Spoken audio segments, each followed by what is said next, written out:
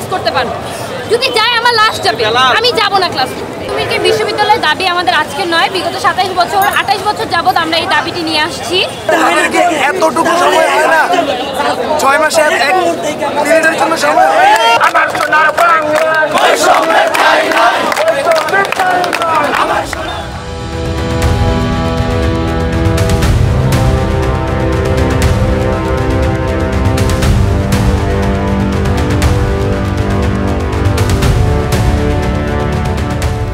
এটা হচ্ছে আমি মনে করব সরকারের পুরোপুরি একটা দ্বিচারিতা। সরকার ধীরে চলো নীতিতে আগাচ্ছে।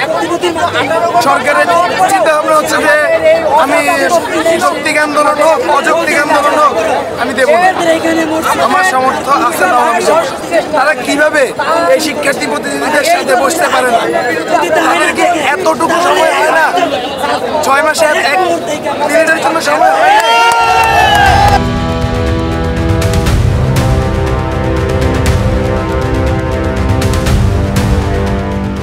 বিশ্ববিদ্যালয়ের দাবি আমাদের আজকে নয়, বিগত 27 বছর 28 বছর যাবত আমরা এই দাবিটি নিয়ে আসছি রাষ্ট্রের কাছে। আমরা ইতিমধ্যে তিতুমিরকে কেন বিশ্ববিদ্যালয় করা হবে এর প্রতিলিপি আমরা এইসব জমা দিয়েছি। আমাদের সব কাগজ গণস্বাক্ষর সবকিছু জমা দেওয়া হয়েছে। তিতুমির বিশ্ববিদ্যালয়ে আজকে অনেক বছর যাবত ইন্টার্ন নেই প্রথমত।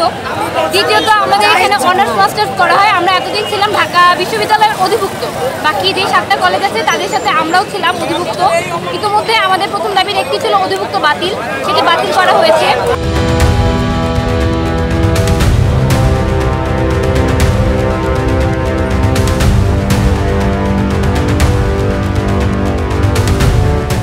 তিতুমিরকে আদৌ বিশ্ববিদ্যালয় করা হবে কিনা, বা তিতুমির কলেজ থাকবে কিনা, বা তিতুমিরের পরবর্তী ভবিষ্যৎ কি, এই ব্যাপারে আমরা আসলে এখন পর্যন্ত অবগত না। আমাদের 35,000 শিক্ষার্থীর সাথে বাকি যে 6 কলেজ আছে, অর্থাৎ আমাদের প্রায় 2 লাখ শিক্ষার্থীর জীবন নিয়ে তারা খেলতেছে, রাষ্ট্র খেলতেছে। আমি ঢাকা কলেজ, বদরুন্নেসা, কবি নজরুল, ফরওয়ার্দী বা ইডেন আমি কোথাও গিয়ে ক্লাস করতে পারবো, যদি যাই আমার লাস্ট যাবে, আমি যাব না ক্লাস করতে। আমি তিতুমিরেই ক্লাস করব, আমি তিতুমিরেই থাকবো, সেটা বিশ্ববিদ্যালয় হোক কলেজ হোক, সেটা রাষ্ট্র ডিসিশন।